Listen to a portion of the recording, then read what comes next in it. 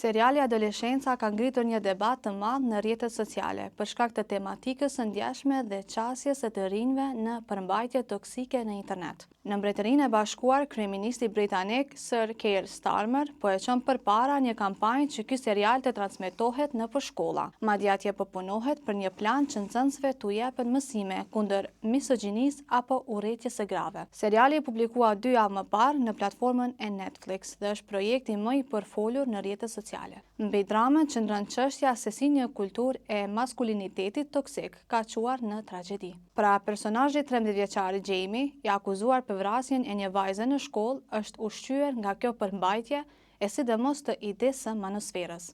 Manosfera i referohet një kulture në internet ku burrat promovojnë maskulinitetin, misogjininë dhe kundërshtimin e feminizmit.